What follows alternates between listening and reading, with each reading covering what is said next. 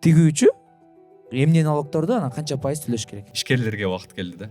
Иштеп аткан кишилерге өзүнүн салыгын төлөөгө. Расходуңар 5 миллион болсо, анда значит доходуңар 10 миллион болгон деп туруп, анан ошондон пожалуйста налог төлөңүздөр деп коет. Силер мамлекеттин акысын төлөгүлө, мамлекетти алдабагыла. Эң либералдуу, эң жеңилдетилген салыктар бизде. Акча менен берген нерсең сенин байлыгыңдын баасын көтөрүп ийсе, бул чыгаша. Булар чыгымдар эмес, бул болсо деген инвестиция. Ушунча пайда тапсам менин акчам каякта дейт да. Чыгаша чыкмайын киреше жок. Акчаны алат да барып Lexus 470 ала алат. Бүт жумуштун баарынын жыйынтыгы банкротствого келип калышы мүмкүн да. Кайсыл продукцияга кайсыл баа кетет, кайсыл эмелерин ошонун баарын тең для себя билиш керек да, жетекчи.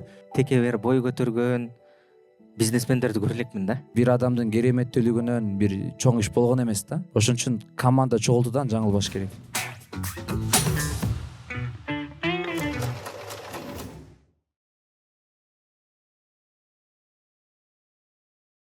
Арыбаңыздар, урматтуу көрүүчүлөр жана угармандар. Сиздер менен мен Шер Бакасов. Биздин Тикме маегибизде көрүшкөнүбүзгө кубанычтамын. Тикме бул тигүү тармагынын ишкерлеринин бирикмеси. Биздин негизги максатыбыз Кыргызстандын тигүү тармагын өнүктүрүү. Бүгүн бизде тигүү тармагынын эң актуалдуу жана керектүү темасын талкуулаш үчүн спикерлер менен чогулдук.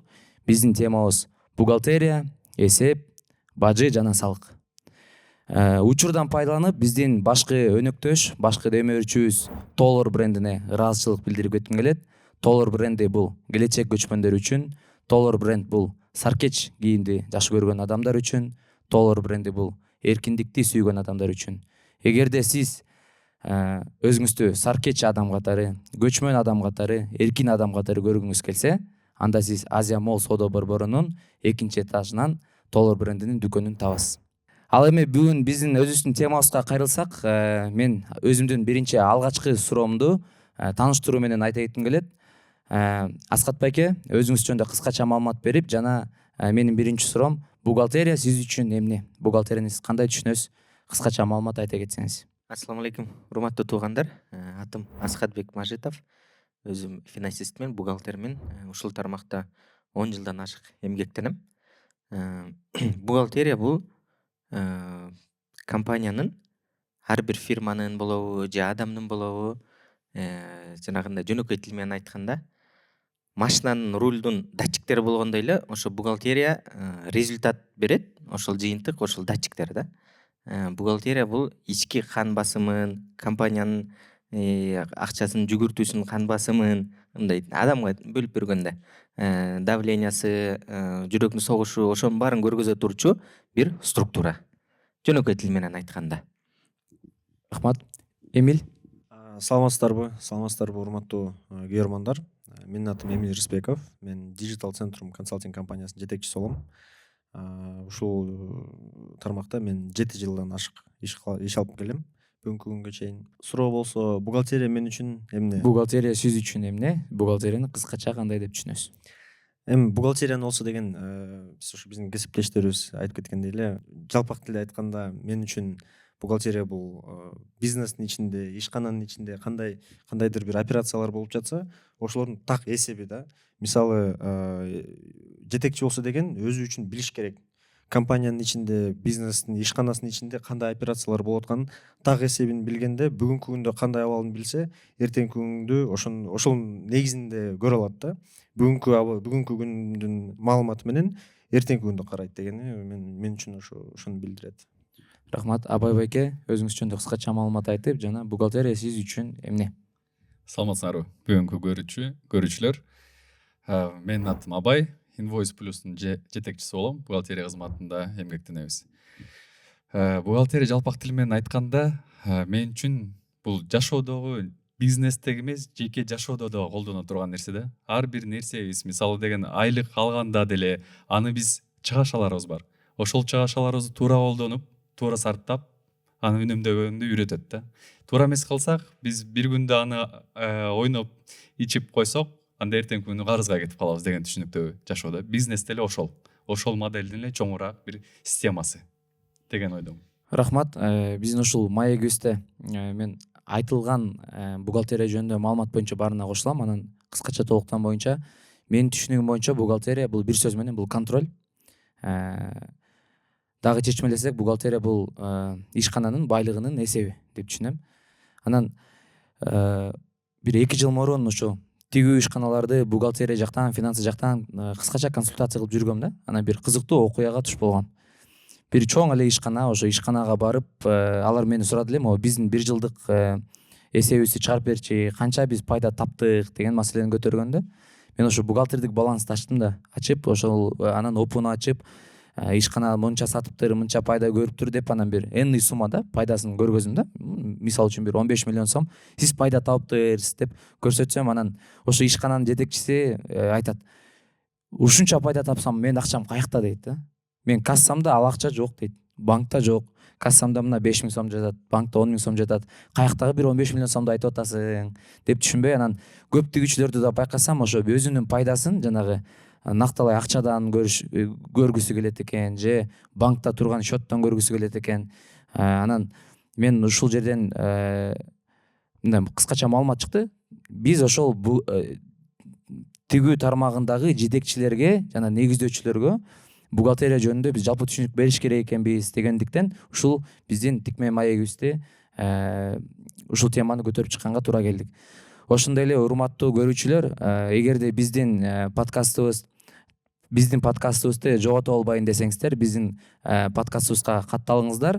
Эгерде биздин маек сиздерге пайдалуу болсо, сиздер сөзсүз түрдө лайк басып, комментарий жазып, жана тигүүчү досторуңуздарга, тааныштарыңыздар менен бөлүшүңүздөр.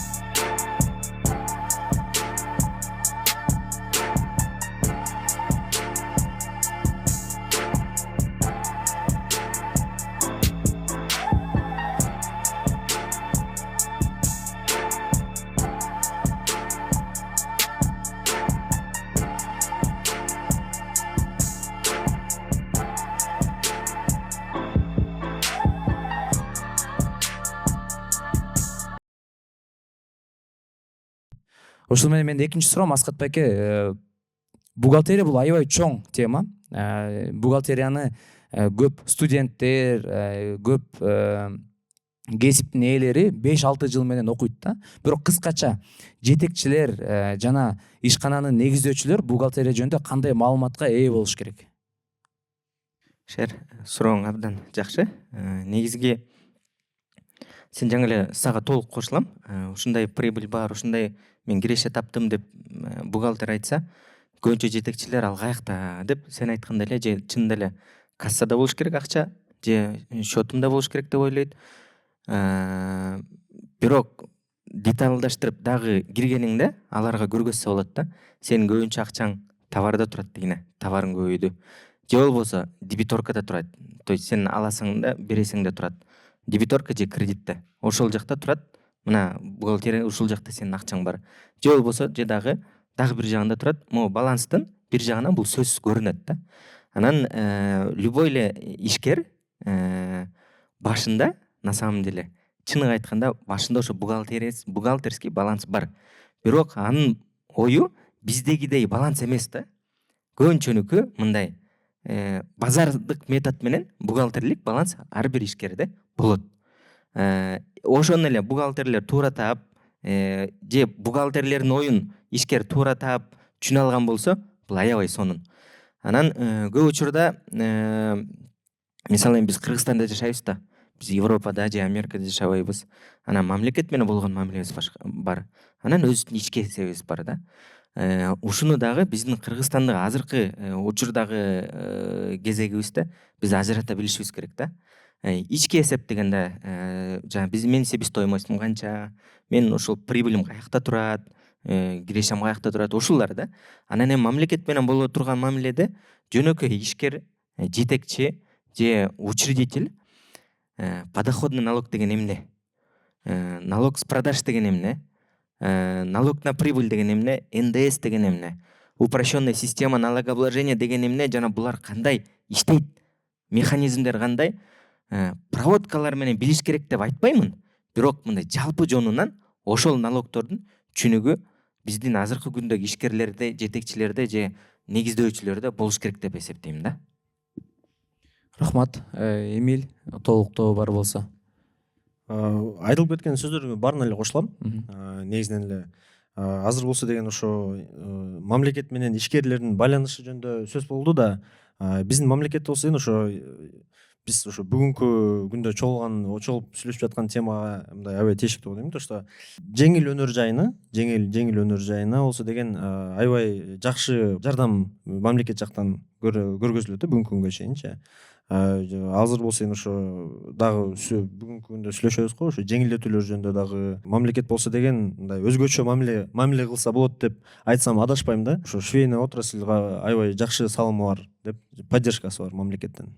Жакшы моменттер айтылды, ошо баарына мен да кошулам. Мен да бир ушул жалпы жетекчилерге сунушум бар эле. Биздин тигүү тармакты изилдеп чыксак, жабылып калган ишканалар боюнча, кыйналып аткан ишканалар боюнча азыр тикме бирикмеси ачылып көп адамдар кайрылып атканда, негизги эле көйгөйү бул кассовый разрыв экен да. Кассовый разрыв. Анан кассовый разрывды изилдей чыксаң, кассовый разрыв болбош үчүн туура эсеп пландоо болуш керек да. Ошол пландоону туура кылыш үчүн ошол маселени чечүүчү адамдар эсеп жагынан анча мынча бар болуш керек экен да, жалпы маалыматтачы. Анан мен эң биринчи эле сунушум ошол жетекчилерге жана негиздөөчүлөргө бул собственный капитал боюнча түшүнүккө ээ болуш керек. Ошону собственный капитал боюнча кыскача түшүндүрмө берсек, бул мисалы үчүн көбү ушул жерден дагы жаңылып калышат экен да. Алардын колунда бар, эмне бар? Акча бар. Аларга алардын сатып алуучусунун карызы бар. Алардын кездемеси жана фурнитурасы бар. Алардын товары бар. Жана алардын машинкалары бар, же болбосо фабрика өзүнүкү болсо, аренда эмес, өзүнүкү, жеке өзүнүкү болсо, ошо фабриканын стоимости бар да. Ошол божомол менен айтсак, бир 20 миллион сомдун тегереги.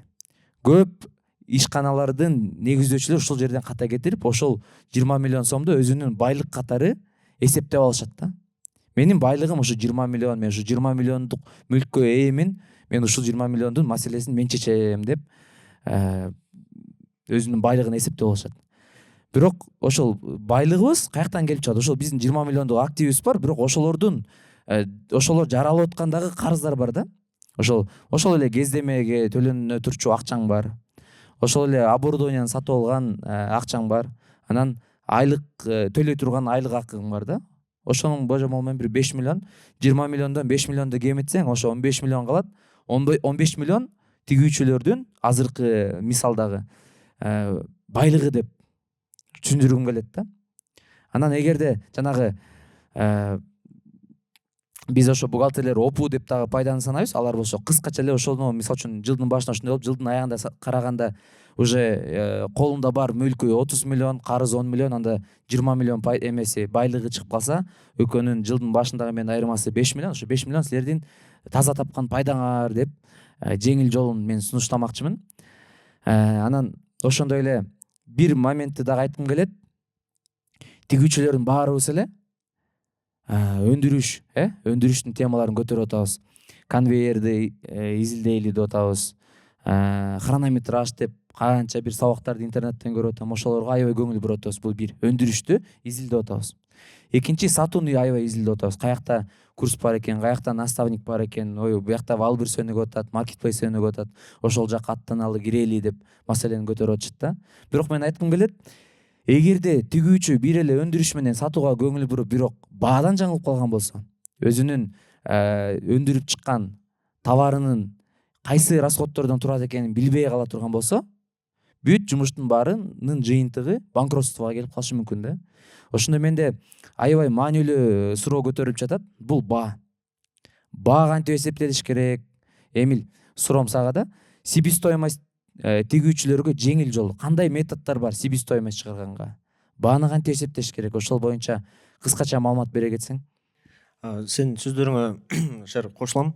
негизги болсо ошо бааны туура коюш үчүн баа эмнеден чыгат? Бул болсо деген себестоимостьтон чыгат да, туура. Себестоимостька именно маржасы кошулгандан кийин ошол именно маржинальность канча болуш керек экен, ошонун баары тең өтө мындай айтып кеткендей эле маанилүү нерселер да. Биз мындай алып келсек, мындай пошагово келгенде деле, ошо итоговый баага, отпускная ценага келгенде деле эң биринчи кадам бул себестоимостьту туура изилдеп чыгуу. Ошол себептен мындай кыскача айта кеткенде эле себестоимость бул эмнеден турат? Себестоимость болсо бул жана өздүк кирешеси болсо ошо эң негизгиси, эң биринчиси бул материалдык чыгымдардан. Материалдык чыгымдар бул айтып кеткендей эле эң основа да, кездеме, жип, фурнитура жана башкалары да.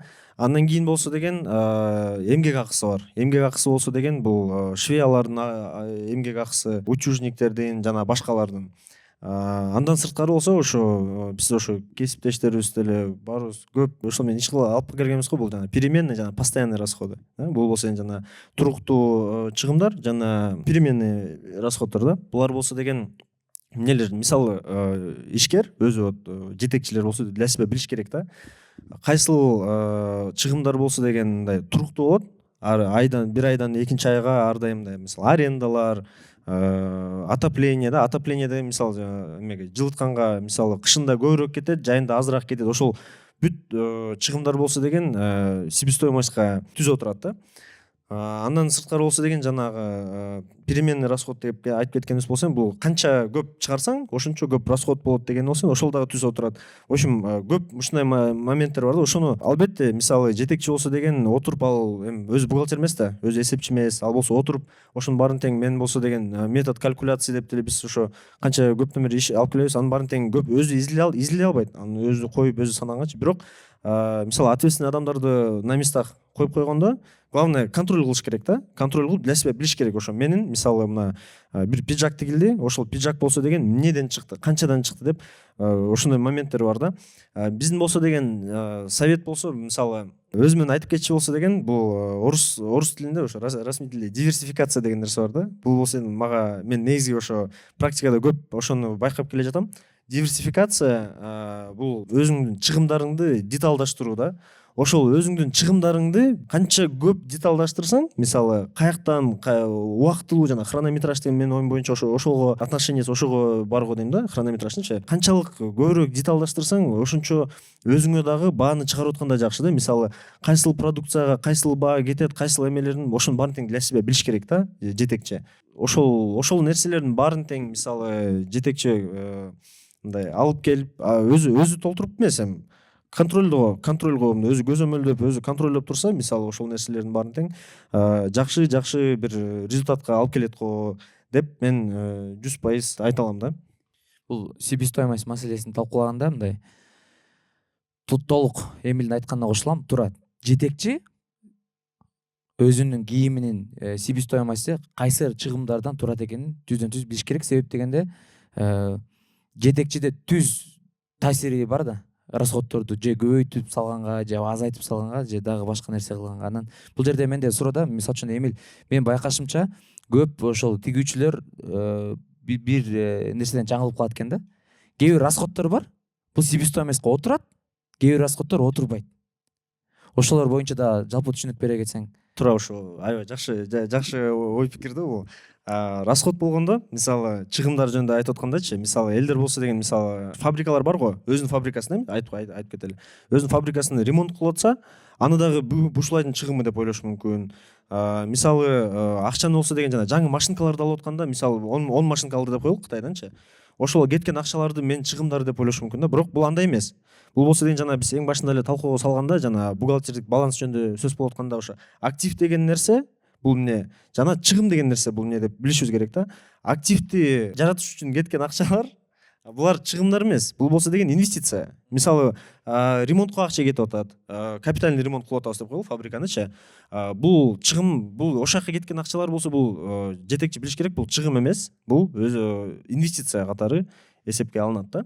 Чыгым болсо деген мисалы жөн мындай кандай десем, ишти алып баруу үчүн кеткен акча, мисалы аренда, иш акысы жумушчулардынчы, ошолорду биз чыгымга алсак болот. ошол нерсени жетекчи болсо өзүнүн эсине алып ошол нерсе аябай көп мааниси бар да ошол нерсенинчи опу отчетунда болсо деген ошол жерде эсеп туура эмес алып калса өзүнүн ушул айда мисалы кирешесин өзүнүн пайдасын туура эмес санап туруп андан сырткары ошо биз жетекчилер негизи эмнеге ошо финансовый отчетность эмнеге карайт бул болсо андай финансовый отчетность бүгүнкү күнгө карап туруп анан эртеңки күнгө план коет да биз ошо мындай риторикасы ошондой да любой финансовый отчет мындай азыркы учурда биз мындай экенбиз дальше мындай кылыш керек деп мындай план уже ары жакта уже бухгалтерия эмес ары жакта уже финансы башталат да финанс тармагы.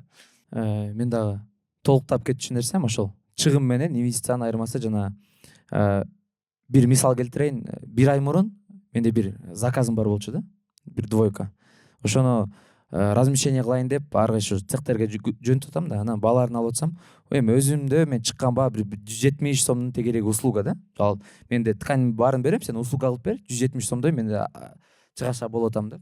Аны өзү жетишпей анан башкаларга бере элсек, бирөөсү айда 180, бирөөсү 200, бирок эң бизге ылайыктуу компания тигүүчүлөр көп, тигүүчүлөр сапат берет, бирок алар мага аябай чоң бааны берип атпайбы? 350, 400 деген бааны берет. Анан андай болбойт да, мен билем да, себеп дегенде тигүүчүлөрдүн ортосундагы көп деген расходдор негизи бирдей эле болот. Анан көп болсо жана пайдасынан койгондо же кээ бирлер эффективдүүрөөк иштеп койгону менен бир баалардын айырмасы 10-15% менен эле баары берет да. Эгерде ким андан ылдый же өйдө берип салган болсо, бул ката кетирип алган өзүнүн эсебинен да.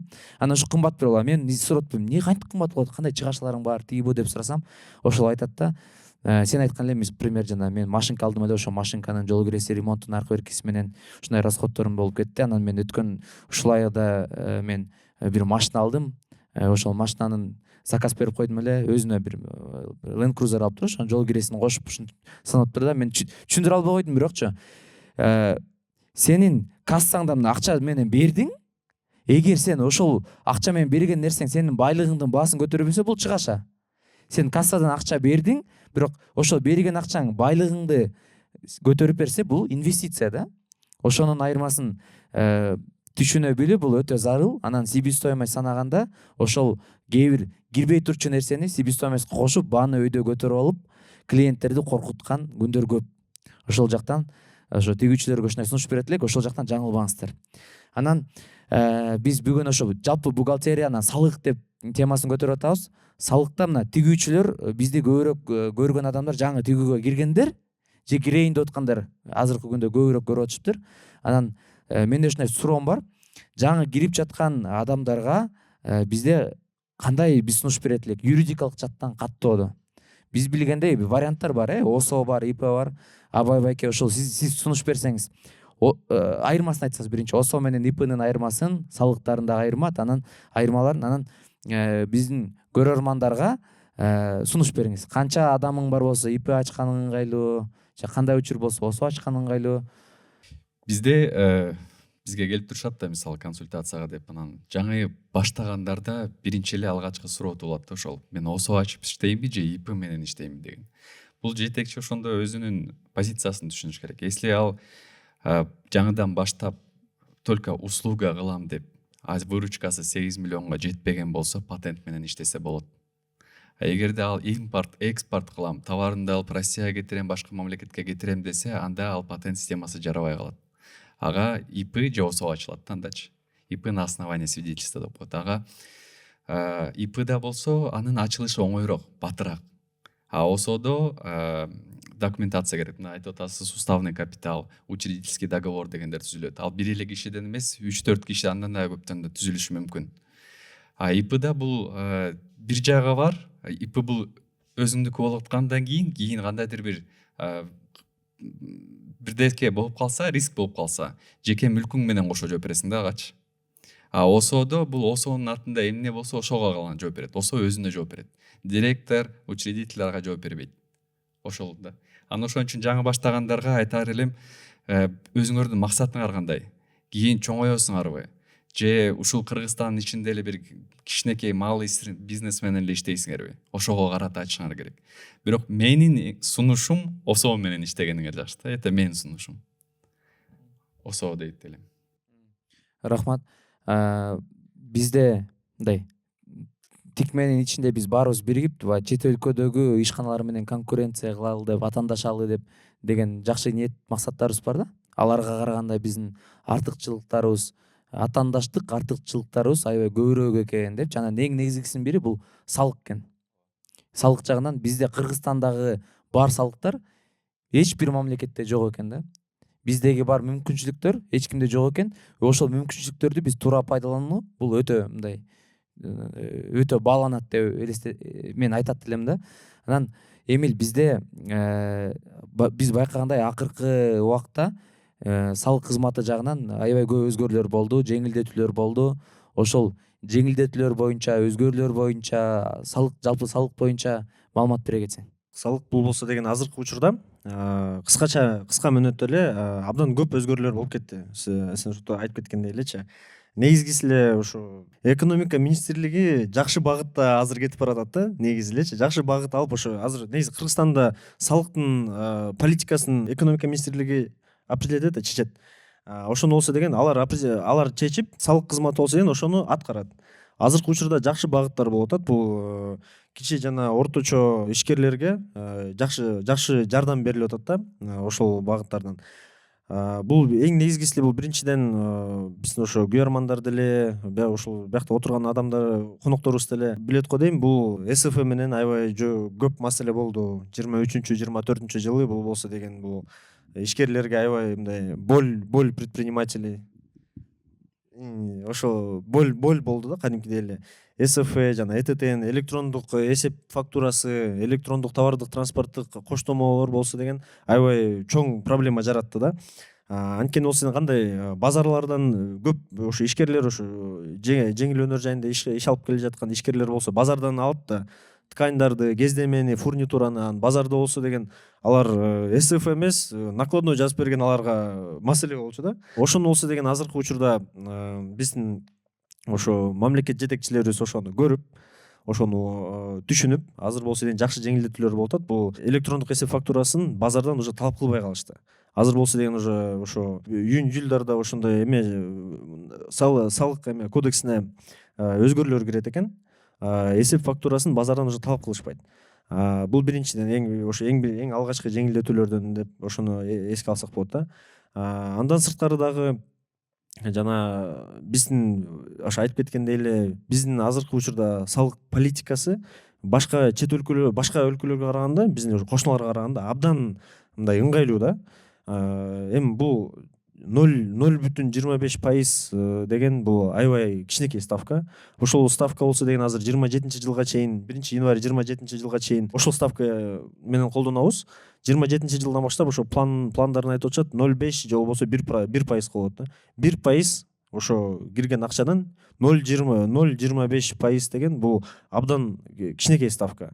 Ошол ставка менен азыркы учурда ошо биздин ишканаларыбыз колдонуп алып туруп, анан кийин 27 жылдан баштап 0,5%га же 1% менен иштесе деле бул абдан жакшы. Бул болсо деген именно ошо ишканалардын салыгын айтып атабыз да. Жумушчулардын салыгы болсо деген бул башка тема. Мындагы ошо ортого салып ошондо бүгүн талкууласак жакшы болот го дейм. Жумушчулардын салыгын. Жеңилдетүүлөр боюнча ошо эң алгачкы эң ошо маанилүү жеңилдетүүлөр болсо ошол жеңилдетүүлөр азыркы учурда именно ошо швейный тармакта болсо деген аябай чоң мааниси бар да ошол. Эмил мырзаны да мен да толуктай кетейин. Абдан туура айттыңар. Анан негизи тигүү тармагында иштеп жүргөн эже байкелердин баардыгы эле сөзсүз түрдө Россия же Казакстан менен иштешкен да. Анан Россия Казакстандын системасына эми түзмө-түз билбесе да, бирок аралашкан анча мынча жактарын билет. Анан СНГ мамлекеттердин ичинен мындай жөнөкөй тил менен эле эсеп салыштыра келгенде Россияга сен 1 миллион сомдук товар саттың, счетуңа акча түштү. Түшкөндө барып туруп банкка барып ал акчаны жөн эле миллионду обналичивать этип чыгара албайсың да. Казакстанда деле ошондой. Өзбекстанда деле ошондой. Түркменстан эми аны көп деле биле бербейбиз. Бирок ушул өлкөлөрдө, СНГларда ушундай. Жөн эле барып акчаңды чыгара албайсың. Биздечи? Бизде каалагандай чыгара бересиң да. Бул эмнени билдирип атат? Бул мен жана ставкаларын айткан жокмун. Тигилерде 4%, бизде 2% же бизде 0,25% деп аны айтпагандай эле. Ушул жерден эле аябай ушул СНГ мамлекеттердин ичинен эң либералдуу, эң жеңилдетилген салыктар бизде. Бир эле пример менен айтып атам да. Андан тышкары ставкаларды эсептегенде Россияда НДС 20%, бизде 12%. 0,25 деген Эмиль мырза айтып кеткенден 0,25% башка Өзбекстан же Казакстан же Россия аны түш көрүп да көргөн эмес да. Анан ушунун баарын эсептеп көрүп эле салыштыра келгенде эле сыртка чыкпаган ишкерлер көп биле бербейт да, байкай бербейт да. Бизде ой мамлекет мындай мынтип атат, акча кетип атат. Но чындыгында келгенде, салыштыра келгенде бизде абдан ыңгайлуу шарттар кыргыз мамлекетинин ичинде. Бул мамлекеттер аралык салыштырганыбызда. Анан Кыргызстан өлкөсүнүн ичинен секторлор да бар да.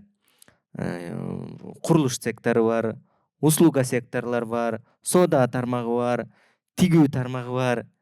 Анан ошол башка тармактардын баары келип туранан неге тигүү тармагына мынчалык жеңилдик бердиңер деген учурлар да болгон да. Анан неге дегенде ошол жерден жооп бизде мындай болгон. Силерде курулуш тармакта канча адам иштейт? 10 миң, 20 миң, мүмкүн 50 миң. А бизде тигүү тармагында канча адам иштейт? 300 миң, 400 миң. Мындай сандагы башка тармакта иштегендер мен көрө элекмин. Эми соодадан тышкарысы да.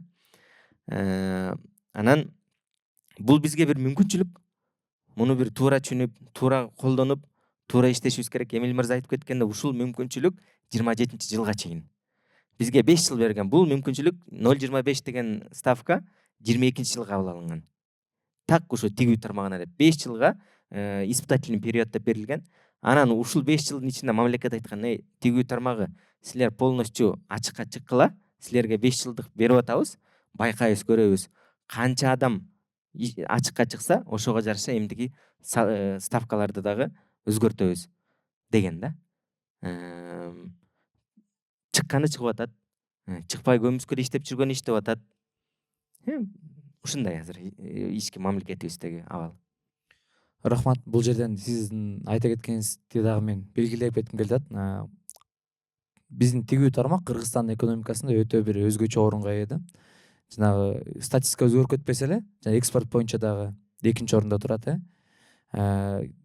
мындай жумушка иштеген жумуш орун боюнча дагы 2-орунда турат. Сельхоздон кийин 2-орунда турат деп биз тигүү тармакты билебиз. Себеби бул тигүү тармак Кыргызстанда бул өтө маанилүү.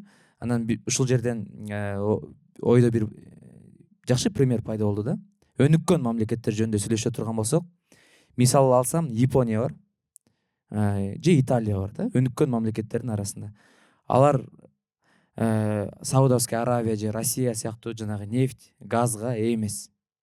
Аларда ушундай токен же дагы башка нерсеге ээ эмес. Аларда бир эле вариант бар болчу. Бул колду иштетүү, башты иштетүү.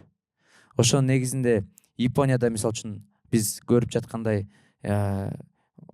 машиностроенияда, сонун Toyota же электроникада Sony дагы башка нерселер менен өнүгүп, экономикасын аябай чоңойтуп көтөрүп келишкен да. Италияны алсак деле, Италия ошол эле. Дүйнөдөгү топ 10 брендти деп 10 брендти карай турган болсок, ошонун 8 же 9-у Италиядан чыккан. Gucci, Prada, Louis Vuitton же башка тяжелый люкстун баары Италиядан чыккан. Люксовый машиналар дагы Maserati, Lamborghini бүт баары Ferrari Италияга таандык да. Демек ошол мамлекеттер өз убагында түшүнүшкөн, биз ошол алтын же дагы башка нерсеге эле таянбай, биз акыл менен колубузду иштетсек, ушундай бир чоң ийгиликке жете алабыз депчи. Менин оюмча Кыргызстан дагы ошондой абалда деп элестетем. Себеп дегенде биз деле андай бир нефтке же газга бай эмеспиз. Бизде кол өнөрчүлүктү өнүктүрүш керекпиз, акылыбызды иштетип, ушул жактан биз жакшы жетишкендиктерге жетиш керекпиз деген нерсени мамлекетибизде колдогон үчүн биздеги бар салыктар, биздеги бар жеңилдетүүлөр башка мамлекеттерде бул нерсе жок да. Анан ошол мен өзүм жеке Кулгруп компаниясы биз өндүрүп анан кийин маркетплейстерди сатып атпайбызбы? Анан кийин маркетплейстерди изилдегенче биз рынокто көрүп атабыз. Россиядагы сатып аткан селлерлерге өзү приложение жеңилдетүү берет да. Жана внутренний рекламада же интерфейсте аларга жеңилирээк, чем Кыргызстандагы катталган селлерлерге караганда. Бирок андай болсо дагы биз көрүп атабыз, Россиядагы күчтүү саткан, чоң саткан селлерлер Кыргызстанга келип компаниясын каттап, Кыргызстандын атынан ошол маркетплейстерде сатып атат да. Ошо орус бренд болсо дагы акчасын Кыргызстанга алып келип чыгарып атышат да. Бул бүт баары ошол жалпы салык боюнча да. Анан ушул тема негизи аябай чоң. Анан баягы кыскача маалымат айтканда ошо мынтип айталы, урматтуу спикерлер, тигүүчү эмне налогторду анан канча пайыз төлөш керек? Аз эле да болсо да, жана упрощенка боюнча дагы маалымат айта кетсең, эми канча налогну 0,25 боюнча, анан мисалы үчүн подоходный тема болсо, там 50 кишиге чейин 50ден кийинки теманы көтөрүп, ошол кыскача эле маалымат бере кетсең, кайсы налогторду ишкерлер билиш керек? Азыр мен ошо буга чейин айтылган сөздөргө да кошула кетсемчи, биз болсо эми биякта ошо консалтинг компаниялардын жетекчилери отурат ушул жерде. Биздин деле ошо кардарларыбыз, жеңил өнөр жайынан келген кардарларыбыз бар да, ошолор деле ошо мен калп айтпайын, чын ошол сөзгө мындай подтверждение, бул Россиядан абдан көп ишкерлер Кыргызстанга келип катталып, бияктан атайын үйлөрүн сатып алып, бияктан фабрикаларды ачып, Орусиядан келген ишкерлерчи, бияктан иштерин алып барып туруп, анан өндүрүштү биякка коюп, продукция чыгарып туруп, аны кайта Россияга жөнөтүп атышат да. Бул болсо деген жөндөн эле эмес, бул ушул айтылган буга чейин айтылып кеткен сөздөргө бул дополнительное подтверждение да, то что действительно биздин мамлекетибизде абдан жакшы шарттар түзүлгөн. Абдан жакшы шарттар именно ошол жеңил өнөр жайына жана соодага жана 0,5% деген тоже 0,5% это то же самое. Эми болсо деген Шер мырза сиздин сурооңузга жооп.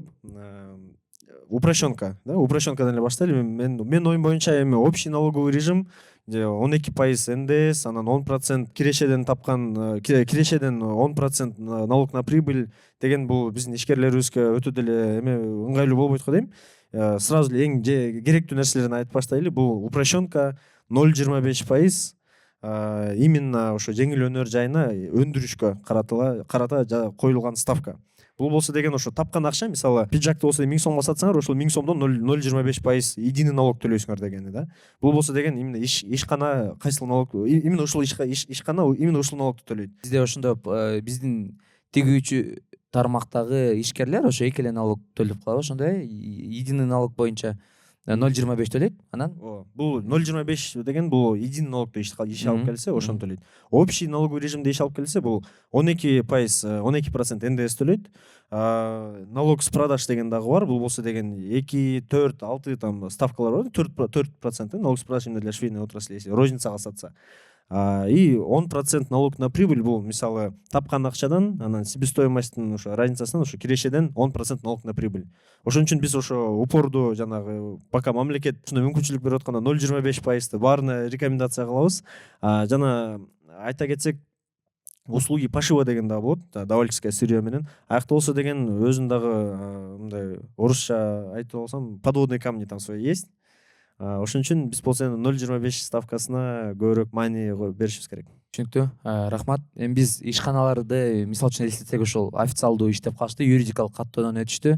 Анан мен байкашымча бул дагы бир өтө кызыктуу маалымат деп эсептейм.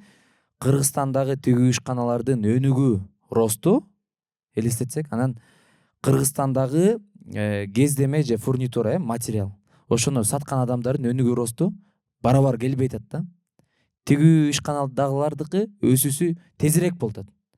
Азыркы күндө мисалы үчүн биз Cool Group ишканасы Кыргызстандагы бар кездемелерге биз мындай канааттандыра албайбыз, маселебизди чече албай калып атабыз да.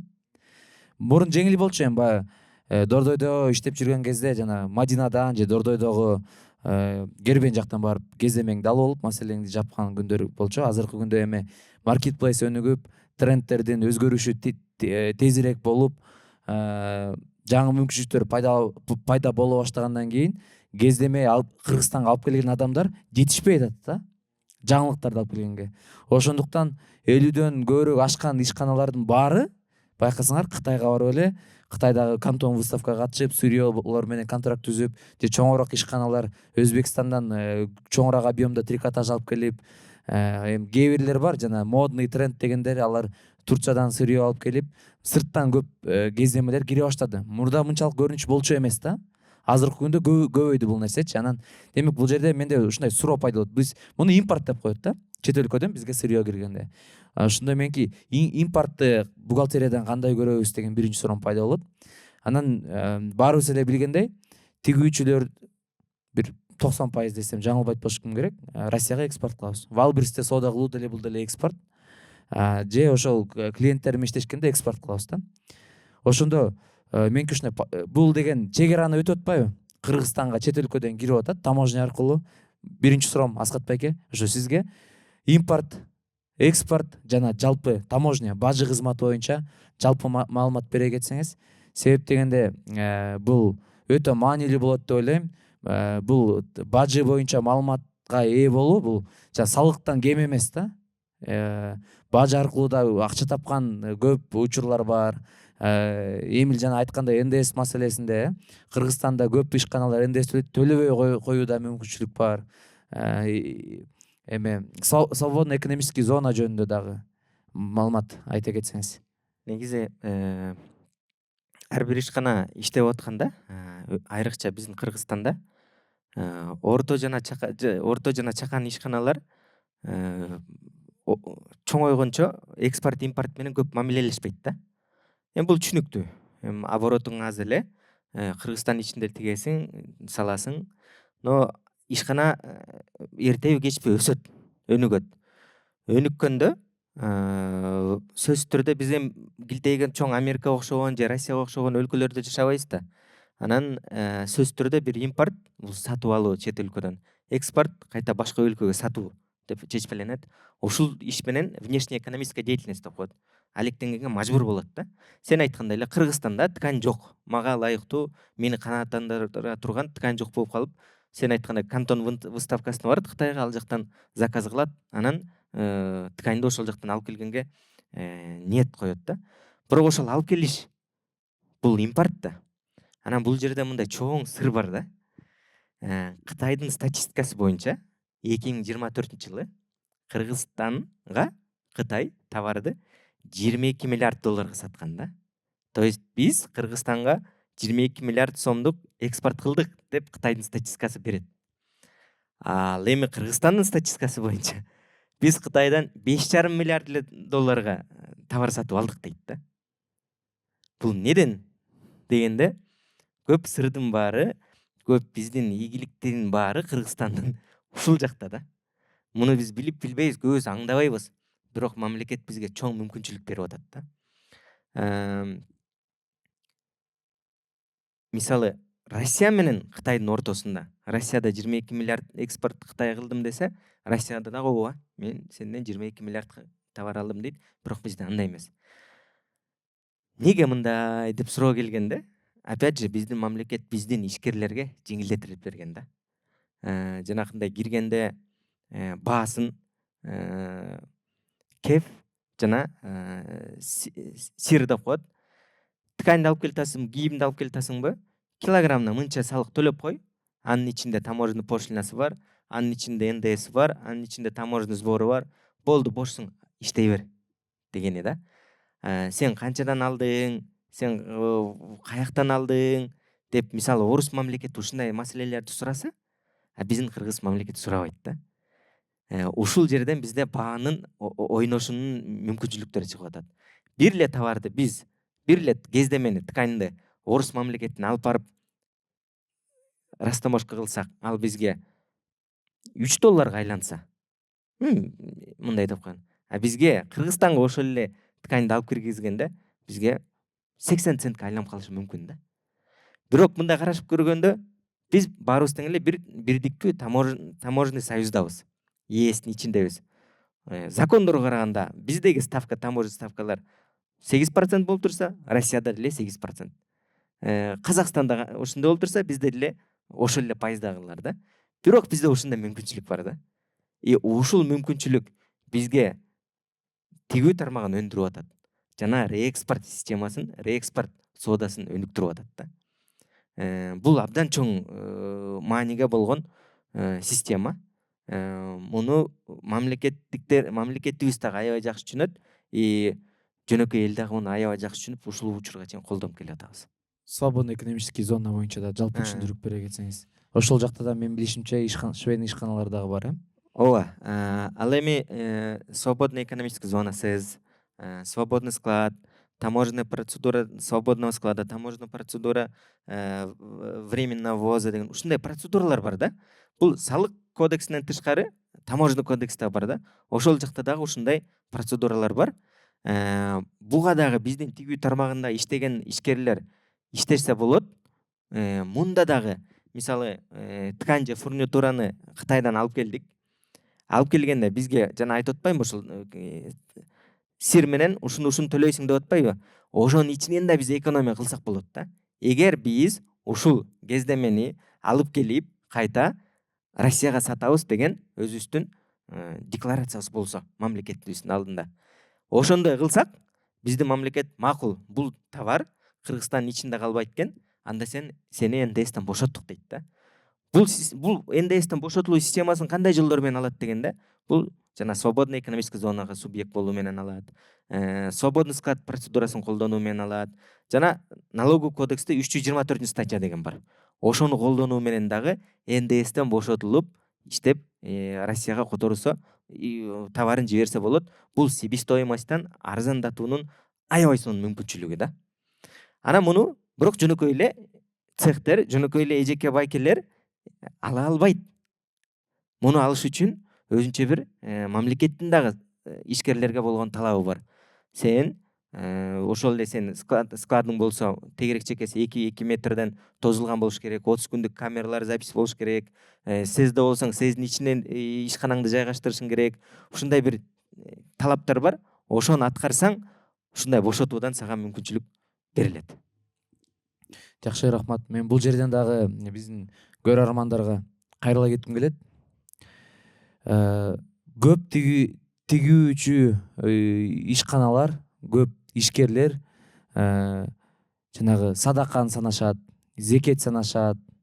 Анан ошо тигүүдөн тапкан акчасы менен үй бүлөсүн, курсактарын тойгузушат, бала чакасын кийинтишет. Бирок мамлекеттин акысын төлөбөйт да. Мен ушул жерин айтат элем, силер мамлекеттин акысын төлөгүлө, мамлекетти алдабагыла. Анан кийин зекет садаканы эсептеңиздер. Анан кийин андан ашкан таза тапкан акчаңыздар менен үй бүлөңүздөрдүн курсагын тойгузуп, кийинткенге жакшы мүмкүнчүлүктөр пайда болот. Ал нерсени кылбасаңыздар, силер көп ойлойт да, мен эми бул жактан адамдарды алдаган жокмун, мен ишимди так аткарып атам, мен себестоимость мен клиент менен туура сүйлөшкөм, мына менин пайдам. Бирок ошол эле кезде ооба кээ бир учурда кээ бирлерге кыйын болушу мүмкүн. Товарды официалдуу түрдө алып кирүү, товарды официалдуу түрдө чет өлкөгө сатуу, сенде иштеген швеялардын подоходный налогторун төлөө, 0,25% эсептеп төлөш. Биз айткыбыз келет, бул төлөй турган налогтордун саны чет өлкөдөгү ишканаларга караганда биздики жеңил, биздики жакшы деп атабыз да. Бирок ошону жүргүзүү көбү түшүнбөй, бирок туура эмес эсептеп алышат да. Анан кыйын экен, мен мындай эле иштей берейин, анан мен бул акчаны өзүм эле алып калайын деп, анан турбан зекет садака санашат экен да. Мен ушул жактан айтат элем, мамлекеттин акысын бериш керек. Экспорт импорт боюнча талкууладык, жанагы анан бул жерде мындай түшүнүк бар. Биз официалдуу түрдө Аскат байке сырьёну алып кирдик дейли, кездемени алып кирдик, бирок ал өзү эле бизге товарга айланып калбайт. Бул дагы бухгалтериядагы определенный бир иштерге учураш керек болот да. Абай байке, официалдуу түрдө бухгалтерияда кандай өндүрүш кылыш керек, кандай документтерди биз өтүш керекпиз? Официально иштеш үчүн производствоны бал ачтым дегенде сизде мисалы деген бир зданияңар бар да. Ошол сиздики арендада болсо, анда договор аренда керек, келишим керек обязательно. Сизге берип аткан аренда берген киши счет фактура жазып бериши керек. Бул биринчиси. Экинчиси, ошол Шведагы иштеп атылган могу оборудованиялардын баары документально болушу керек. Алганыңардын тастыкталып турушу керек да. Бул жок болуп калса, кийин бул ар бир нерсеге штраф жазылат. Мисалы, салык кодексинде бир счет фактура жок болсо 28 000 сом салык деген бар. Сизде штат болуш керек, сотрудниктериңер болушу керек. Сотрудниктерге төлөнөт, алардын баары реестрде коет, ар бирөөнү отургузуп, ар бирөөнө налог чыгат, аларды төлөшүңүз керек. Анан былтыртан баштап айтылган, бирок бул жылдын 1-июлуна чейин деп коюшту кайра. Зарплатаны банковский карта менен только без наличка деп коюшкан. Бирок бир маселе болуп атат, могу жаңы баштап ачыла тургандарга айтаар элем да. биринчи очередь реализация кылган жана сиз товарыңарды сатасыңар да. Мурун сиз товарды сатып атканда мисалы көмүскөдө сатчуңар. Азыр аны кирешеңине ошол сатып аткан товарыңарды кимге официально түрдө сатасыңар. Ошол бар. Анткени сиз кээ бир учурлар болот экен, цех ачышат, баары ачышат, штатка кишинин баарын алышат, бирок сатуусу жок. Официально бар көмүскөдө бирок. Сатып алып аткан клиенттерден документ сурашпайт. Анан получается документке келип караганда баары бар, чыгаша болуп атат, а кирешеси жок. Эртең салык келип сизди текшергенде айтат да, сиз кайсыл акчадан ишчилериңерге акча төлөп берип атасыңар, айлыгын кайсыл акчадан төлөп берип атасыңар, сырьёну кайсыл товардын кайсыл акчага алып атасыңар деген суроо жаралат. Анан алар дагы өзүнүн статистикасы менен сизге кайра салыкты штраф пенялары менен кошо эсептеп берип салат да. Ошондуктан баштаарда документацияны бир сере жакшылап карап алыңыздар. Ошол именно сатып аткан жагыңарды карап алыңыз. Анан дагы бир учур болот экен, мен мисалы кишилер келишет да консультацияга, анан бир маселе ошол сотрудник маселеси да. Текучка көп. Чет өлкөлүктөрдү алып келип атабыз дейт, анткени аларды алып келгенде текучкабыз азаят. Биздин иштеп аткан кишилерибиз жакынкы соседибиз там бир тиккенге 10 сомураак көбүрөөк берип койсо ошол жака кетип калат деген учурлар көп болот экен да. Ал үчүн жана трудовой договор деген бар, ошону түзүшүңөр керек. Мен да ушу айтылган сөздөргө кошулам. Айтылган сөздөргө кошулуп толуктап коет элем да. Бизде болсо деген азыр салык кызмат тарабынан жанагындай проверкалар, текшерүүлөр болсо деген онлайн форматка өтүп баратат да, көбүнчөсүчү. Анан кийин ошо абай байке деле билет го, жанагы эме камеральная проверка деп коет го. Камеральная проверка как раз ушу жана электрондук эсеп фактурасы боюнча ошонун негизинде түзүлөт да, ушу камеральная проверка. Мисалы болсо деген эгерде өзүңүздөр жана сиздерге бизге ошо кардарлар келет да ошондой. Өзү болсо деген башка бирөөгө эсеп фактура жазбайт, анткени анын кардары болсо деген официалдуу түрдө иштебейт да. Өзү болсо деген жазбайт башка бирөөгө, бирок өзү болсо деген жана 161 форма отчет тапшырып атканда там баланча зарплата бердим, баланча аренда төлөдүм, баланча товар алдым дей берет да. Соответственно, бир айдын ичинде мисалы бир 5 миллион расходко официалдуу түрдө налоговойго маалымат түшөт дагы, бирок өзү тарабынан болсо эч кандай маалымат канча саттым, эмне кылдым, ошондой маалымат жок. Естественно, камеральная проверка түзүлөт, решение чыгат, балким там салык кызматынан болсо деген чалышат, ушундай келип коюңуздар, документ кагаздарыңыз менен келиңиздер, көрсөтүңүздөр деп ошо чакырышат дагы салык кызматынан. Анан кийин алар айтышат, сиздерде болсо деген жанагындай эмеңер жок экен, өзүңөр жазбап турсуңар. Соответственно, биз рыночный баа менен санап тура эле, ошо рыночный баа менен санап тура эле. Мисалы, расходуңар 5 миллион болсо, анда значит доходуңар 10 миллион болгон деп туруп, анан ошондон, пожалуйста, налог төлөңүздөр деп коет. Анда болсо деген налог, салык чыгат өзү, пенясы чыгат, санкциялар чыгат. Эми ал жакшы эмес да андай. Ошол себептен менде ошондой бир жеке мындай совет бар эле да, ошо биздин көрөрмандарга, угуучуларга.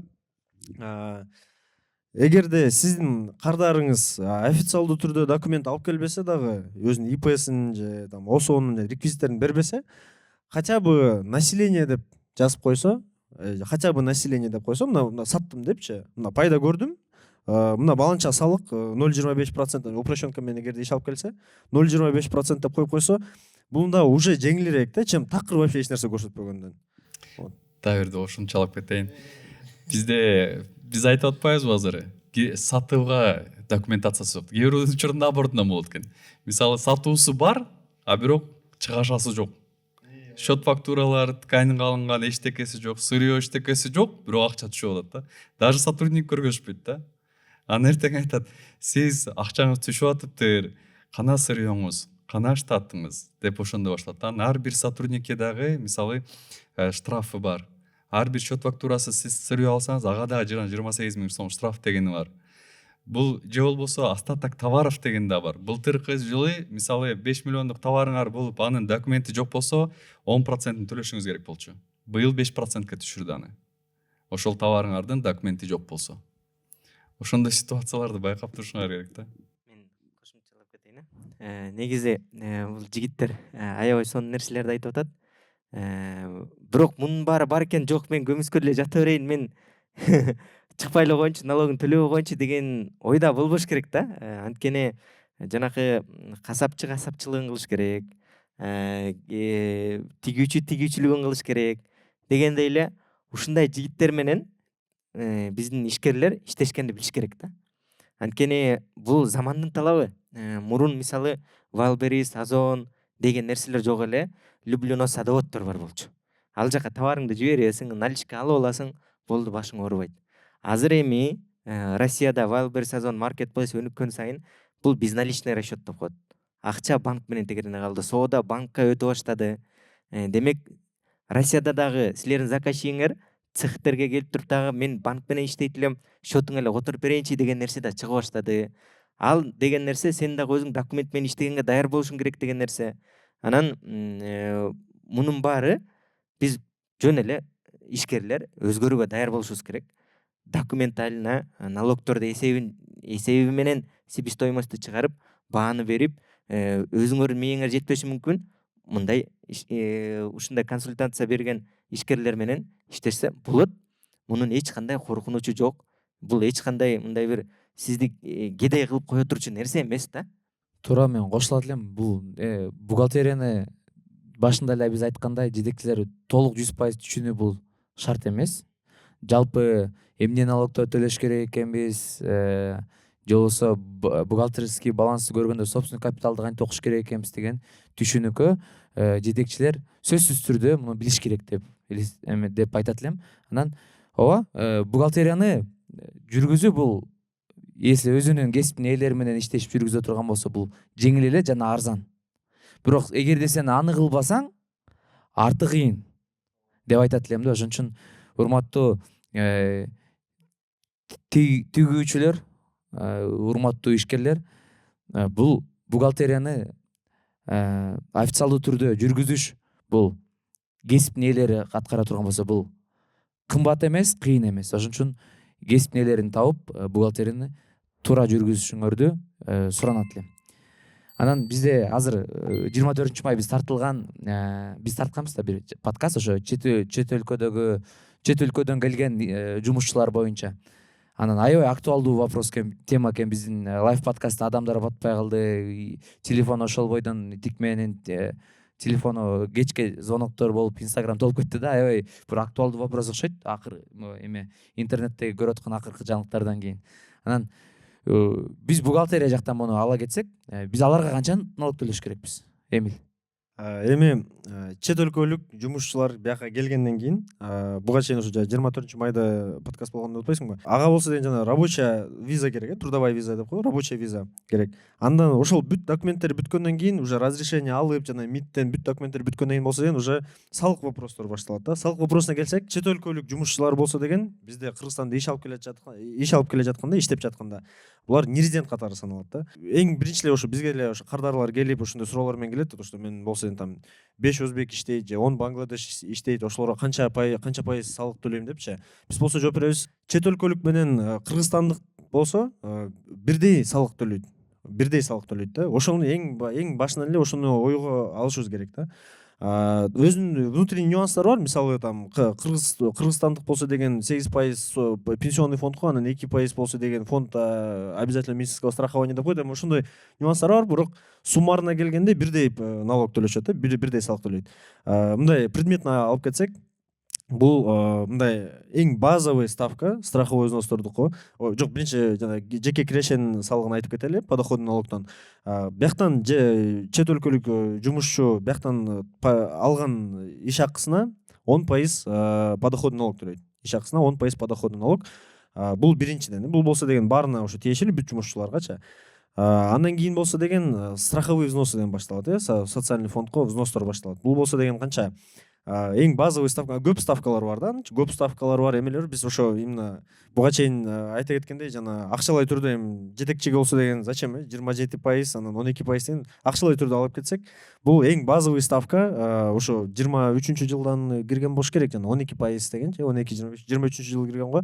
Орточо эсептен алынган иш акысынан алсак, бул 8,5 миң сом болот страховой взностору. Страховой взнос менен подоходный налог экөө бириккенде 8,5 миң сом болот да. Бул эң базовый. Эгерде эч кандай там жандай льготаларды колдонбой, ОСО, ИП эч кандай мисал билбесе, анда в среднем 8,5 миң сом ар бир жумушчуга ай сайын төлөш керек болот. Андан соң эгерде мындай туура льготаларды билсе, анын өзүнүн шарттары бар да. Мисалы биздин ишкерибиз мисалы жеке ишкер деп коелу, ИП бул. ИПнын негизинде иш алып келе жатат. Соответственно, ал болсо да атайын ошо жеңил өнөр жайында иш алып келе жаткан жеке ишкерлерге болсо деген мамлекет тарабынан жеңилдетүүлөр берилген. Бул 12%, 40% орточо эсепке алынган иш акысынан, то есть жөнөкөй тилде айтканда болсо бул 1798 сом страховой полис деп коет да. ИП эгерде ишкана ошо индивидуальный предприниматель болсо 1798 сом страховой полис алып алат дагы.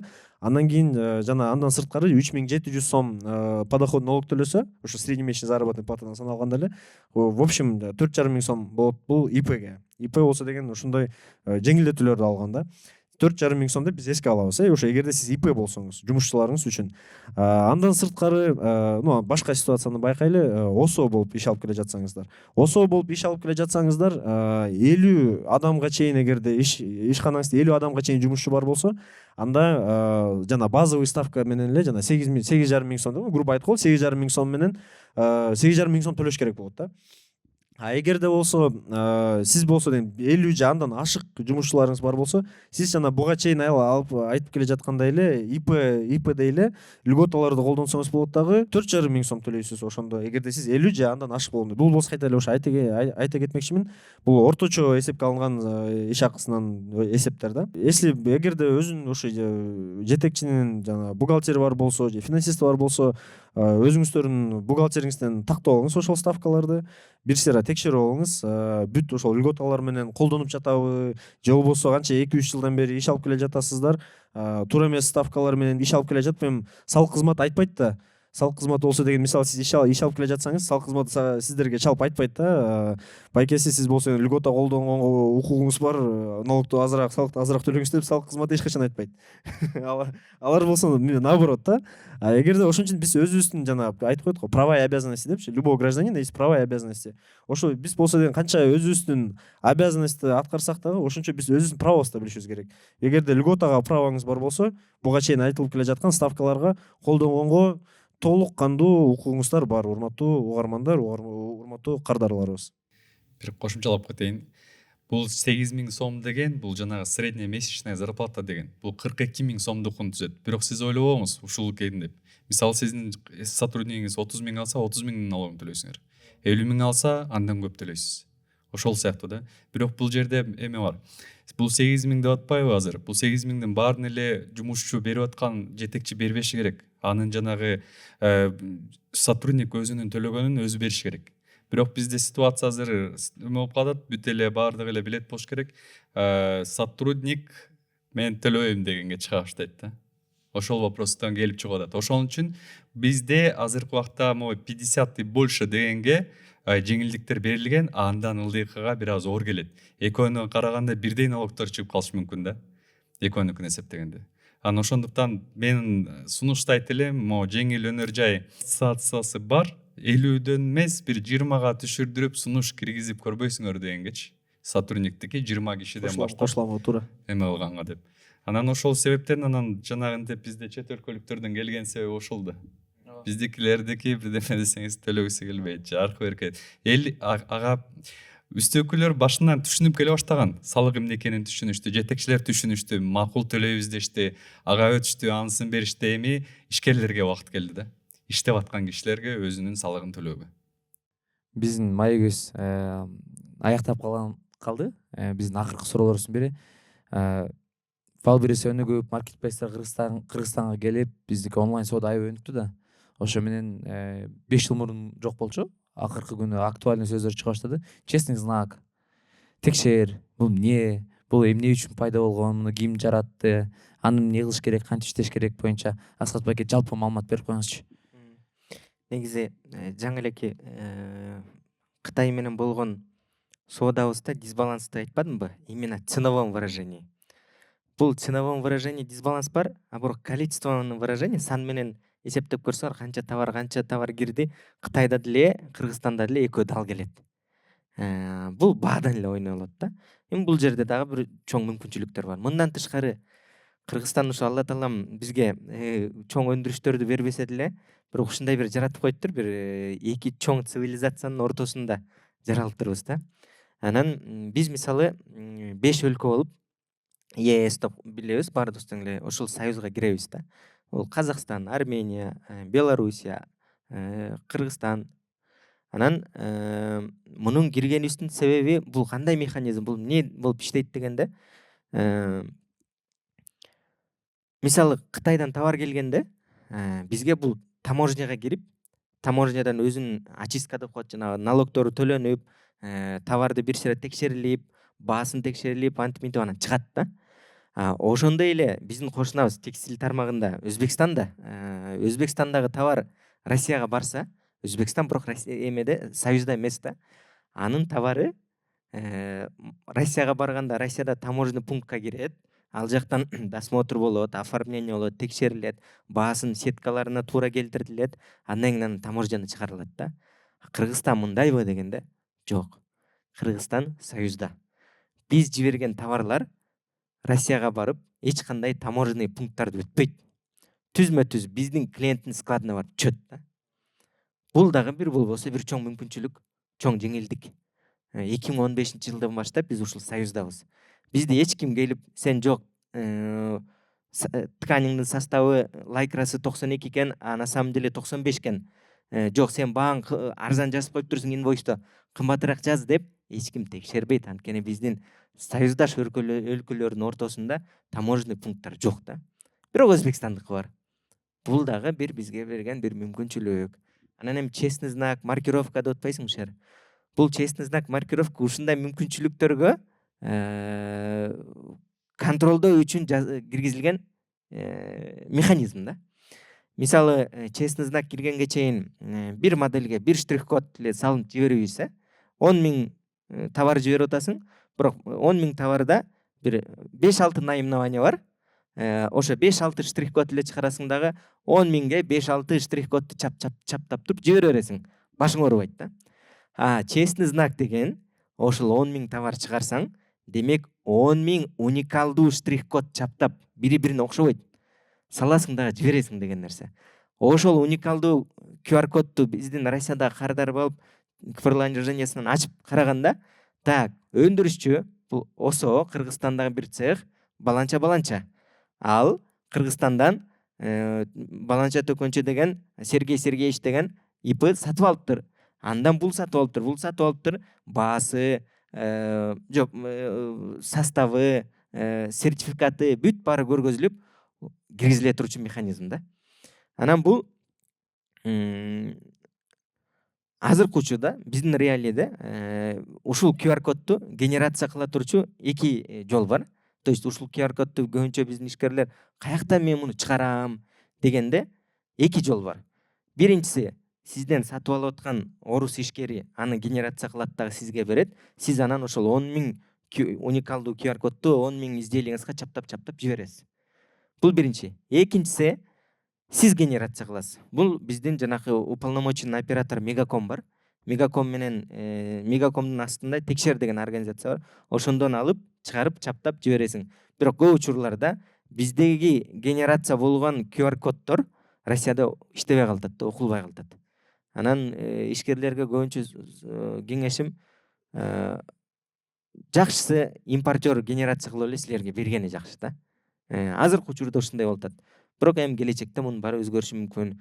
Мунун маңызы, негизи эмнеге жаралды дегенде, ушу көмүскө экономика. Биздеги көмүскө экономика бар, Россияда деле көмүскө экономика бар. Ошо менен күрөшүүнүн бирден бир жолу. Ошо айтылган сөздөргө кошулабыз.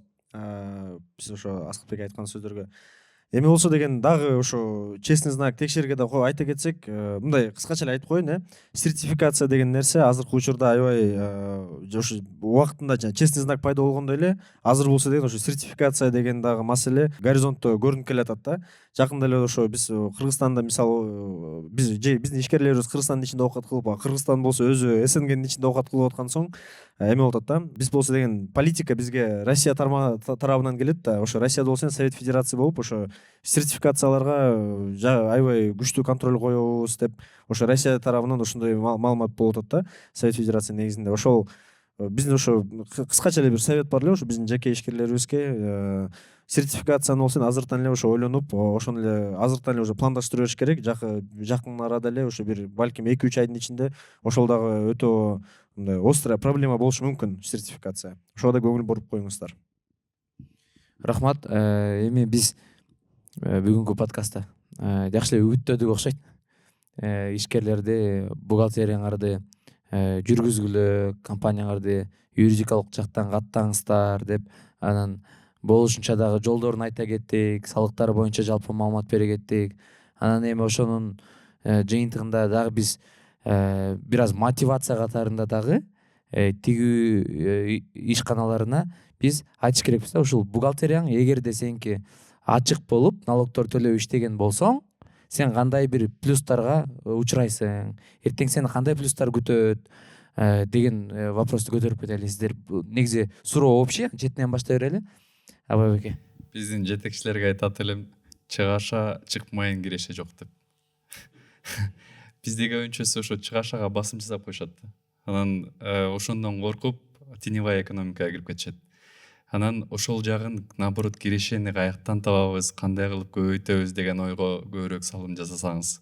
Анткени биз мындайча бир мисал келтирсем, Инстаграмды деле ачып карасаңыз, эмне келсе ошол эле чыгып калат да, эмнени көбүрөөк издесеңиз.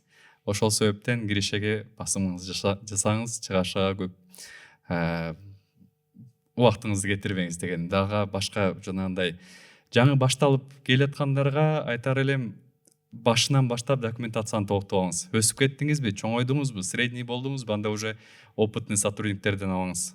Ошолорду таптаңыз дегеним да. Ошол. Анан бул ачыкка чыксаңар, салык жактан да коркпойсуңар. Эч жактан коркпойсуз. Кийин сизде мамлекетке болгон салымыңар болот. Ошол. Мен ошо дагы кошуп кетсем, айта кетчү нерсем болсо, бул бизде ошо ичкерлерде часто ошо маселе болот да, кассовый разрыв дегенчи. Оборотный фонддор жетишпейт, именно ошо фонды с высокой оборачиваемостью жетишпейт. Бул болсо деген мындайча жөнөкөй тилде айтканда акча жетишпей калган күндөр болот да. Ошондой моменттерде негизи эле же ишкерлер болсо деген жана инвестиция деген нерсе бар го. Өзүнө болсо инвестиция привлекать этиш үчүн эгерде бухгалтерияң прозрачный болсо, официалдуу түрдө бүт баары тең кагаздарың бар болсо, инвесторлор дагы көрүп туруп, мындай жөнөкөй эле сөздөргө эле ишенбейт. Азырчы мисалы мен айына $1 миллион табам, мен айына сага $500,000 эме дивиденд катары бере алам дегенге уже азыр эми кыйын инвестор болсо ишенбейт андай сөздөргөчү. Ага болсо деген тастыктай турган документтер керек. Ошол себептен эгерде бухгалтерияңыздар, ошо кагаздарыңыз баары туура болсо, официалдуу мындай көрсөтө алсаңар, мамлекетке мына мен баланча салык төлөгөм, мындай оборотторум баланча десеңиз, биз жаңы эле ошо бүгүн айтып аткан сөздөрүбүз болсо деген жана именно ошо жеңил өнөр жайына болсо аябай жеңилдетүүлөр көп болуп атпайбы? Налогтор болсо эми ачык эле айталы, аз налог, ставкалар да кичинекей ушундай да. Зато ошондой кичинекей ставка төлөп коюп, жумушчуларыңыздар менен баары менен трудовой договор, бухгалтердик документтердин баарын тең иреттеп коюңуздар дагы, кагаздарды топтой бериңиздер да. Именно ошондой момент келгенде, жана чоңойгонго момент келгендечи, любой ишкана болсо деген, кайсы ишкана албасак да чоңойт да эртең бүрсү күндө. Ошондо болсо инвестиция привлекать эткенге жеңил, эң ошол ыңгайлуу жол, мен ошону ойлойм да. Инвестиция үчүн кагаздарыңыз бар болсо, инвестиция болгондо компания дагы чоңоет, өнүгөт, өсөт. Өзүңүзгө дагы ушу мамлекет тарабына дагы эмеңиз тынч болот. В общем, жалаң гана плюстар эле деп мен ойлойм. Ушул 15-20 жылдан бери биз дордой системасы менен иштеп келдик да. Патентти төлөп коебуз, анан өзүбүзчө иштеп келе бердик. Бирок азыр эми маркетплейстердин өнүгүшү менен документ менен иштегенге аргасыз болуп атабыз да. Бул эмне демек? Бул өзгөрүү. Биз өзгөрүп атабыз. Ушул өзгөрүүгө ишкерлер даяр болуш керек. Өзгөрүүгө, өнүгүүгө даяр болуш керек. Менин сунушум ошол эле.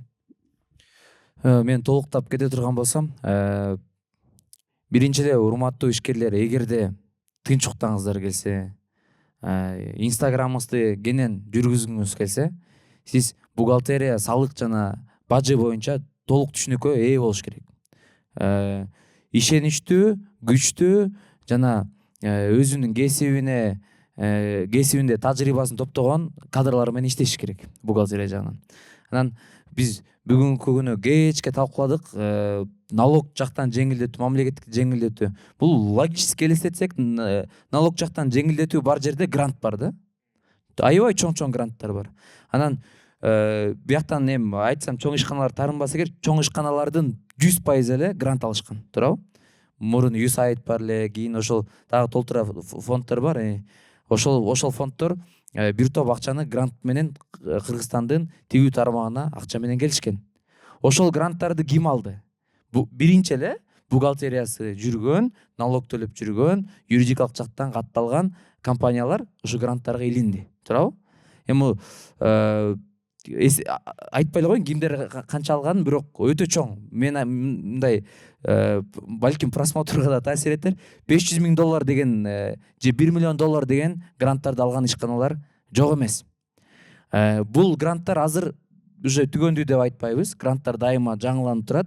Анан ишкана чоңойгондо сөзсүз түрдө дополнительный источник, эми эле айткандай, инвестиционный фонддорго муктаж болуп калат. Инвестиционный фонддор дагы Кыргызстанга аябай көп келген. Мамлекет ошонун үстүнөн дагы эле иштеп атат, Аскат байке. Чет өлкөдөгү чоң бизнесмендерди Кыргызстанга келип, вложение кылып, партнерствого кириңле деп аларга дагы шарттар түзүлүп атат да. Аларга дагы кызык Кыргызстандын тигүү тармагына кирүү. Ошон үчүн ошондой адамдарды силер партнер катары көргүңөр келсе, чоң гранттарга силер илингиңер келсе, анда бүт тигүүчүлөр бухгалтериясын ачык жүргүзүш керек, компаниясын юридикалык жактан каттап, налогторун туура төлөгөнгө мажбур.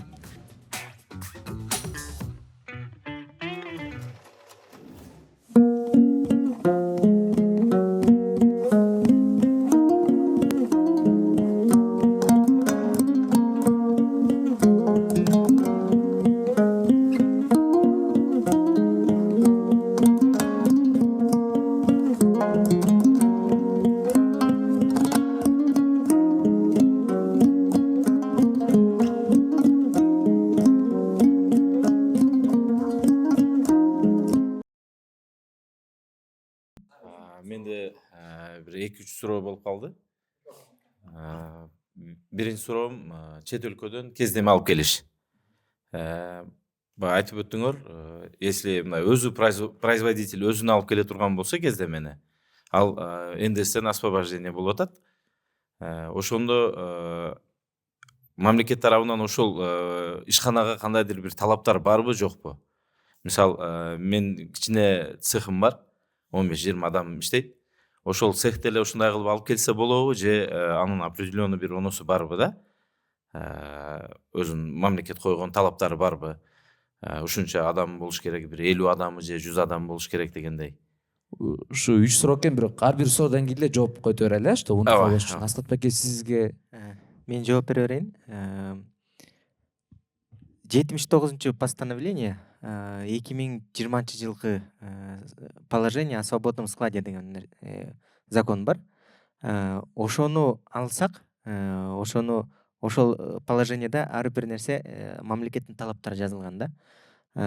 Территориясы мынча болуш керек, заборлор мынча бийиктик болуш керек, камералар болуш керек, анан экспорт мынча көлөм болуш керек деп мамлекет өзүнүн бир талаптарын коет да. Анан ошол талаптарды коюп, анан ошол талаптарга баарын дал келгенден кийин таможенный служба өзү келип карап текшерип, бир топ кагаздарды топтогонго туура келет. Санитарный эпидемиологическая норма, заключение все соответствует дегенди алыш керек. Пожарная соответствует пожарным нормам безопасности дегенди алганга туура келет. Техническим нормам безопасности дегендерге туура келет. Ошол кагаздарды топтоп туруп мамлекеттин алдына мен момунча цехмин, монча жумушчу иштетем, жылдык оборотум, выручкам мынча налог төлөймүн. Мен Кытайдан кездеме алып келип кайта мен муну ички рынокко сатпаймын, муну көбүнчө Россия Федерациясына же Казакстанга сатам деп ушундай бир план жазып туруп таможня менен кат жазышып мамилени баштасаңар болот. 100%, 100% мамлекет силерге берет деп айта албайм, бирок аракетин кыла бериш керек. Сиздин складыңыз свободный склад эмес да сиздики? Жок, анда 12% НДС төлөйсүз. Сиздин экинчи сурооңуз? Экинчи суроо, налогообложение ошо жумушчулардыкын налогу боюнча азыр 50 адамдан ашса жеңилдетүү бар деп айттыңарбы? Ошо канча болуп калат? Мисалы 50 адамга чейин канча налог болот? 50 адамдан кийин канча налог болот? 50 адамдан кийин сиз жетекчи катары ошо сиздин осоңуз 300 сомдой эле кетет да. Калганын баары мисалы 6700 6500. 50 адамдан кийин болгондо 5,5 миң сом болуп примерно среднемесячный заработная плата менде это жок общий 5200 сом жумушчуңуз төлөп калат. 50 адамдан кийин 300 сомду сиз төлөйсүз. Бул страховой взносы и подоходный налог баарын кошкондо. Бишкекте болсоңуз 5243 сом экен. 50 адамдан кийин. Ооба. 299 сом 64 тиын бул сиз төлөгөн эмеңиз да. Эң негизги жеңилдик бул жерден 50 адамга чейин сиз бир тигүүчүнүн айлыгы жогоруласа салыктар да жогорулайт, айлыгын азайса салыктар да азаят. Бирок 51 адамдан кийин ар бир ишкер кол астыңызда иштеген адамдардын салыгы, салык көлөмү алардын айлык көлөмүнө фиксацияланбай калат. То есть бир швея миллион сом алса деле же 50 миң сом алса деле фиксированный сумманы, жигиттер айтып кеткен сумманы төлөйсүз дагы болду. Бир момент бар. 50ден ашканда жана айтып атпайбыз 100 миң алабы, 200 миң алабы, 300 миң жанагы акча чыгат да, салыктачы. Жана 50ден өйдө болгондо. Бирок анан фактически мисалы чыгарганда зарплатаңызга миллион кетти деп коеюн. Анан аркы жагыңыз дагы бар да. Кирешеңиз ошого чыгабы, чыкпайбы? Эгерде 50ден аз болгондо сиз аякта мисалы ошол эле сотруднигиңиз 100 миң алса, 100 миңге почти 100 миңден примерно эсептебеңиз 20%, 22-25 деп болот. 2-25 эле сиз төлөмөксүз. Калганын это сиздин сотруднигиңиз төлөмөк да, 20% дейин.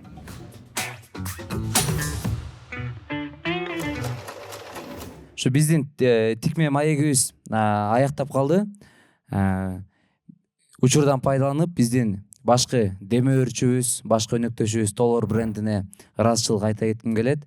Толор бренди бул келечек көчмөндөр үчүн, Толор бренди бул эркиндикти сүйгөн адамдар үчүн, Толор бренди бул саркеч адамдар үчүн. Эгерде сиз өзүңүздү саркеч адам катары көргүңүз келсе, анда сиз Азия Молл соода борборунун 2-кабатынан Толор брендинин дүкөнүн табасыз. Биздин тикме бирикмебиздин негизги максаты бул Кыргызстандагы тигүү тармагын өнүктүрүү. Эгерде биздин маегибиз сиздерге жаккан болсо, анда сөзсүз түрдө лайк басыңыздар, кызыктуу комментарий жазыңыздар жана тааныш досторуңуздар менен сөзсүз түрдө бөлүшүңүздөр. Подкастыбызды жоготуп албаш үчүн колумдун алдындагы ссылкага сөзсүз түрдө катталып алыңыздар. Анан эң кызыктуу комментарийге биздин спикерлерден 2 сааттык бекер консультация. Эмки маегибизде көрүшкөнчө саламатта болуңуздар.